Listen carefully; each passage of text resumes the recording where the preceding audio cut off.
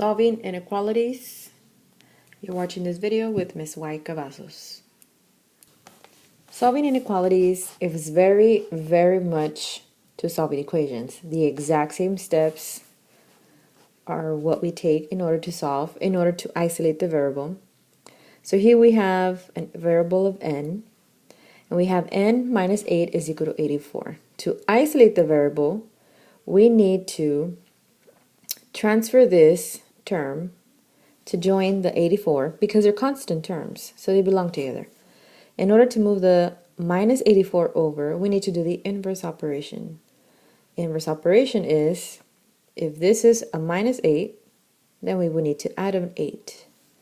Now to balance things, if we're going to add 8 to this side of the equation, that means we need to add 8 to the other side of the equation. Minus 8 plus 8 gives us a 0, so instead of writing n plus 0, because we don't need to, it's kind of a waste of time, we simply bring down the n with the equal sign. 84 plus 8 will give us exactly 92. Now, when we solve with inequalities, what's going to happen is we're going to have, so let me use the exact same information, except instead of the equal sign, let's use the less than symbol. The way we would solve this is we treat it the same way. In order to isolate the variable, we need to move this constant term to join this other constant term because they're like terms. They're like each other. They're both constant. So to do so, we're going to add the 8, and notice I'm doing it to both sides of my equation because you need to balance things. Minus 8 plus 8, that gives us a 0. Those cancel out. Bring down the n. Bring down the inequality. Notice it is not an equal sign, but the answer is still 92. However, this statement is saying that n, which is any number, has to be less than 92. What does that mean? Well, we can have n is a 3. Is 3 less than 92? Yes, it is. N could be 50. Is it less than 92? Yes, it is. N can be 70. Is it less than 92? Yes, it is. Basically, n can be any number that you want it to be as long as it's 92. Versus an equation, n has only one choice and one choice only. It can only be 92. Now, with inequalities, we use number lines because number lines represent all the possible numbers that could be the solution. We have 4 different inequalities that we work with. We have the greater than, less than, greater than or equal to, less than or equal to. When we have greater than, we are working with exclusive. What does that mean? Let's say the answer was 5. Exclusive would mean that we do not include the 5, so we would use an open circle. And in the number line, all the numbers that are greater than 5 lie on the right-hand side of 5. So it could be 6, it could be 7, it could be 8, any number as long as it's greater than 5, except 5. So we would have an open circle at the 5. Let's say the answer was 5, but again, this time it's less, but it's exclusive. So that means put a circle around the 5, and you're going to include every number, so we shade the number line towards the section that says less. So all these numbers on the left-hand side would be less than 5. That means negative 6, negative 8, so on and so forth. All the negatives would be considered smaller. 4, 3, 2, 1, 0, all of those numbers are smaller than 5. Greater than or equal to would mean, okay, going back to the 5. 5 would have an open circle, so we could include the 5, or we could include any number that is greater than 5. Like I said, 6, 10, 50, whatever you want it to be. If it's less than or equal to, again, it has a little line underneath the inequality. That means you do include the 5, so we have a closed circle, and we simply highlight all the options that we could have for the value that we are solving for, the variable that we're solving for. So with that being said, let's begin. And again, I've mentioned open circle. You'll hear me say that. And closed circle. These represent exclusive and inclusive, depending on the type of problem that we have. All right, here we have solve each inequality and graph the solution on a number line. Inequalities, anytime you're going to solve, we automatically need a number line. We're going to treat this the same way as if it was an equal sign. So if this was an equal sign, we would isolate the variable y. We still do the same thing. That means we need to move this 25 over to the 12 because they are like terms. They're buddies. To do so, we need to do its inverse operation. So 25 is adding right now. So the inverse would be to subtract the 25. Now we need to balance our inequality. If you're going to do minus 25 on the left, you got to do minus 25 on the right. 25 minus 25 would cancel. On the left hand side, we have the y. We bring down the inequality. 12 minus 25 would give us a negative 13. So we have that our answer is y less than negative 13. Now y represents any possible number that can exist as long as it's less than negative 13. So notice that inequality is just less than. It is exclusive. So that means that at the negative 13, I'm going to draw an open circle and I'm going to shade all the options I have for y. All those options are on the left hand side of the 13, negative 13. So that means the answer could be negative 14, it could be negative 15, it could be negative 16, any negative number as long as it's less than 13. Okay, negative 8 times n is what this is saying, times, so I'm going to put parentheses around that, greater than or equal to negative 72. So negative 8 is multiplying n. Regardless of the fact that it is negative, it is still multiplying the n. So in order to isolate the variable, the inverse of multiplying, it is to divide. So we're going to divide by negative 8, because that's who we're trying to break away from the n to isolate it. What you do to one side of the inequality, you gotta do it to the other. So divide by negative 8. Remember, this little line means to divide. So this cancels out. Now you got to remember that when you multiply or divide by a negative in your final step or at any point when you're trying to move things from to the left or to the right, depending on where the variable is at, if we are multiplying or dividing by a negative, we are going to have to flip our inequality. Divide these two, negative 72 divided by 8 will give us a negative 9. I'm sorry, a positive 9. So that means that I'm going to use the number line to graph my solution. And here I have that at the 9, I'm going to include a closed circle. Together with a closed circle, I'm going to shade the area where all the numbers are less than 9. That means all the numbers to the left. All these numbers would be part of my solution. So 8 could be the answer, 6 could be the answer, 5 could be the answer. Anything as long as it's less than or equal to 9. 9 could also be the answer. Next we have 2m plus 14 is greater than 44. Now we have two things going on with our m. So here's my m. With my m, there is a coefficient, a 2. With a 2 times m, I have a constant that is adding it. So in all, I have 3 bubbles. If I pop the first bubble, the 14 comes out. So that means we're going to have to move the 14 over. And why the 14? Well, because 14 is a constant. This is a constant. So they belong together. They want to be together. So we're going to move the 14 over. To move the 14 over, we got to do the inverse operation.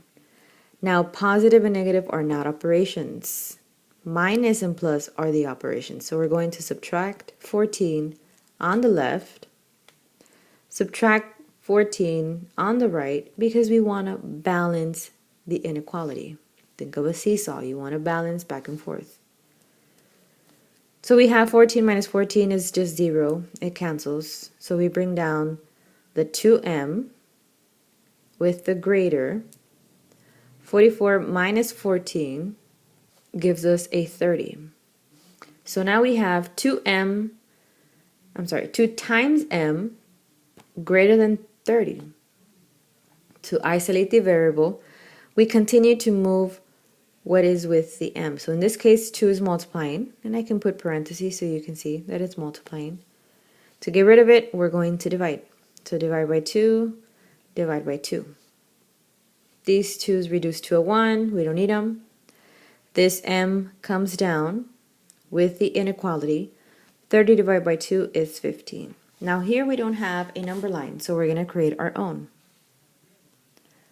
We need the 15. We need a number that is smaller than 15, and we need a number that is bigger than 15. We can do 20, sure. Now the 15, open or close circled, inclusive or exclusive. Look at the inequality, it is exclusive, so open circle. Now notice that the inequality is facing this way, so that means if I were to draw a line through the middle, we can tell that the arrow is going to the right. So that means we're going to shade all the numbers that are greater. We're going towards the right, all the numbers that are greater than 15. That means we have so many options for the answer of m as long as it's greater than 15. Next we have 26 minus 4 times x less than or equal to 50.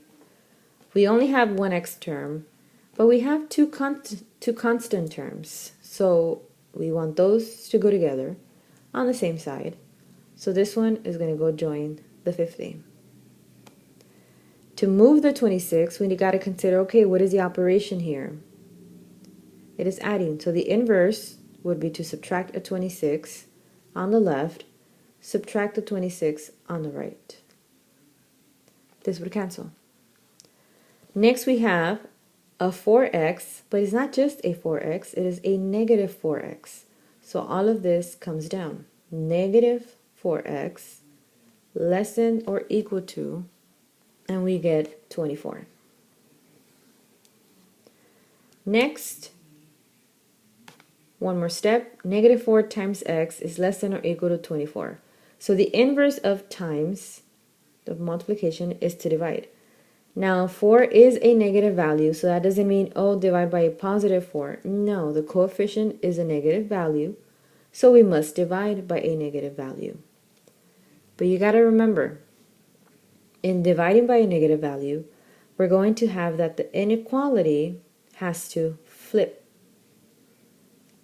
So we have 24 divided by negative 4 would give us a negative 6.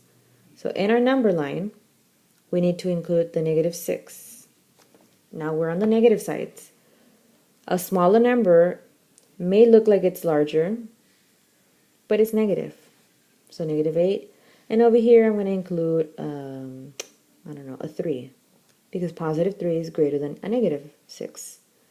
Now this negative 6 is going to have a closed circle because of the inequality. It is inclusive, so you include the 6, the negative 6. Now we're going to shade. Again, if you look at this inequality,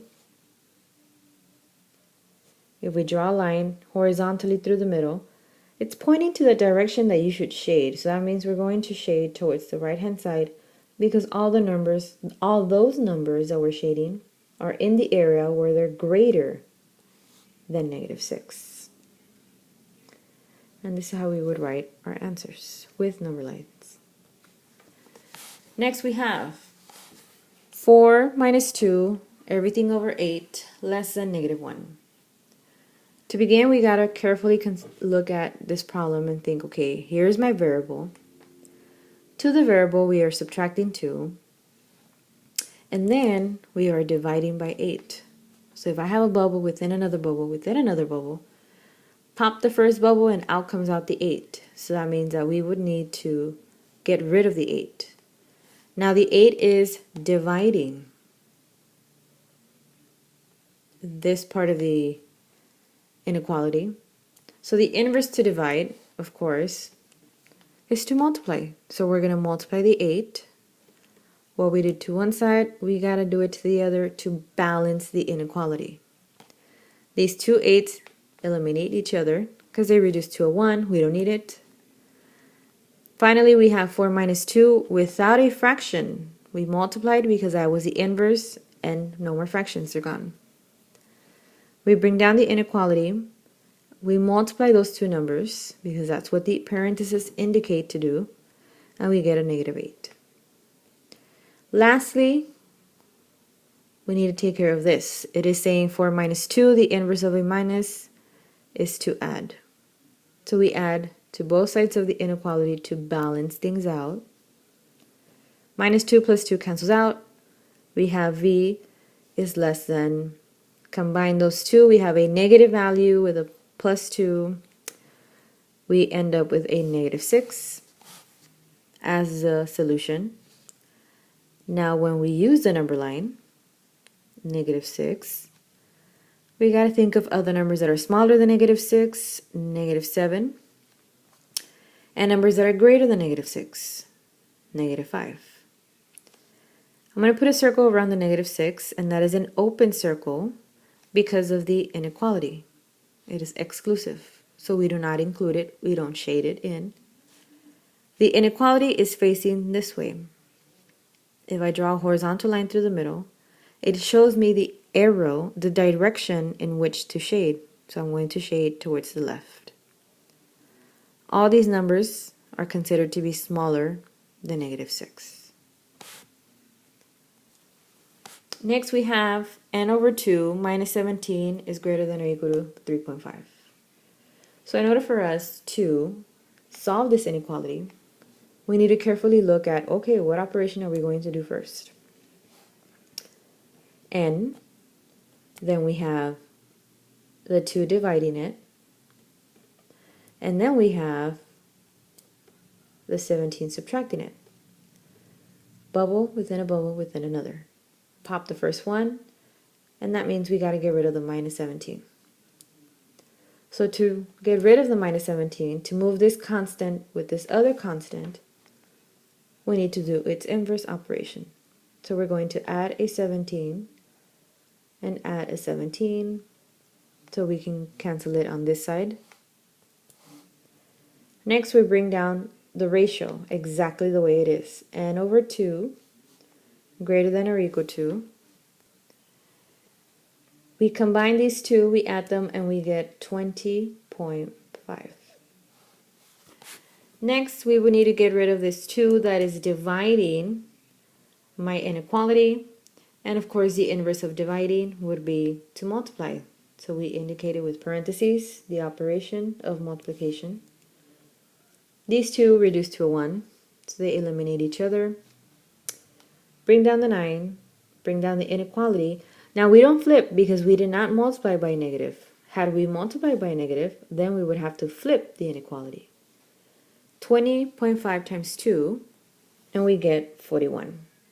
So our solution is any number as long as it's 41. So drawing the number line, we have 41, we have 43, and we have 40.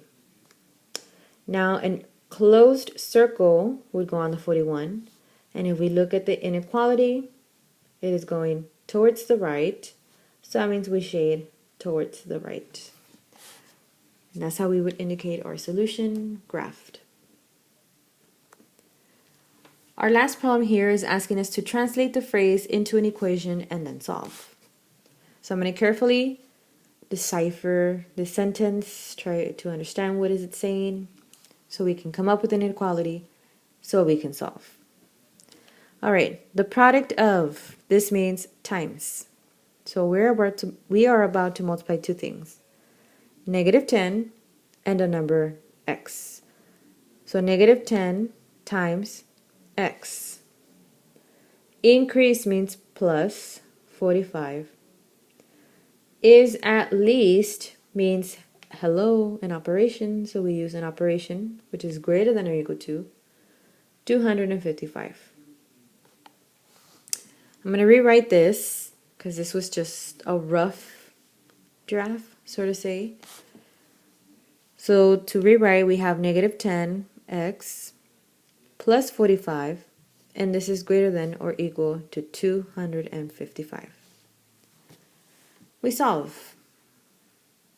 In order for us to solve, we need to understand that, okay, this is a constant term. Both want to be together. So we're going to move this one away from the x because that's our goal. Move it away from the x. 45 is being added to the product of this, so we would need to do its inverse, which is subtract 45, subtract 45. 255 or 255 minus 45 gives us a 210. Our final step, again, this is not saying 10 minus x, it is saying negative 10 times x. So I'm going to put parentheses around the x to indicate times. The inverse of times, the inverse of multiply, is to divide. So again, I remind you, this means to divide. Divide on one side, you must divide to the other. Negative 10 with negative 10 reduce, they eliminate. We get x. Now notice I divided by a negative number. So that means that my inequality would have to flip to the other side.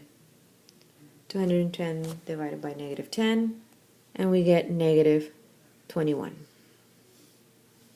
Cannot forget the number line, so that means in our number line, we're going to draw a line for negative 21, a number that is smaller, negative 25, and a number that is larger, negative 20. Negative 21 will have a closed circle because this inequality means you include it. The inequality is less than or equal to, and again, if I draw a horizontal line, it kind of tells you which direction to go. So we're going to go towards the left. We shade towards the left. And this is how we would display our answer using the number line. I hope this video helps you. Thank you for watching.